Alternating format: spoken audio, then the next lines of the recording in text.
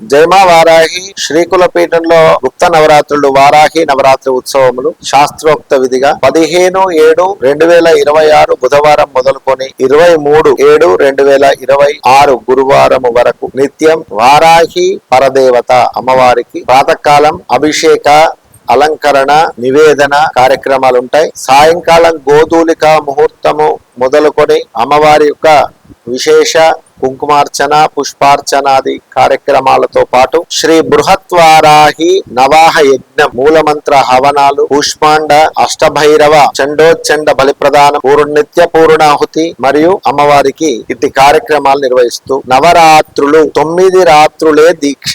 మండలం వేసుకుంటే ఈ నవరాత్రి 9వ రోజుకు ముందు లెక్కించి మండల దీక్ష తీసుకోవాలి. లేదా ఈ 9 రోజులు దీక్ష చేసే వారికి శ్రీకుల పీఠం దీక్షనిస్తుంది. గంధం కలరు వస్త్రములు, 2 మాలలు, ఆ మాలలకి ముద్రలు ఉండాలి. పీఠం దగ్గర దీక్ష చేసుకునే వారు ఇక్కడ ఉండడానికి వసతి ఉంటుంది. ఇళ్లలో దీక్ష చేసుకునే వారు ఉంటే వీలైతే ఒక పటం పెట్టుకోండి. లేని వారు ఇంకా ముందుకెళ్లాలంటే నవగ్రహ మండపం మధ్యలో కలశం పటము అమ్మవారిది అఖండ జ్యోతి స్థాపన చేసుకోవచ్చు. మంత్ర దీక్ష ఇవ్వడం జరుగుతుంది. ముఖ్యంగా అందరికీ కూడా ప్రాతకాలమే దీక్ష ఇస్తారు. ఇక్కడ అందరు అభిషేకంలో పాలు పంచుకోవచ్చు. 15వ తారీఖు నుండి దీక్ష ప్రారంభమవుతుంది. 23 తారీఖు దీక్షాకాలం ఆ రాత్రితో ముగిస్తే 24వ తారీఖు శుక్రవారం దీక్ష విరమణ జరుగుతుంది. మళ్ళీ అనుమానం చాలా మందికి, శుక్రవారం దీక్ష విరమణ చేయవచ్చా?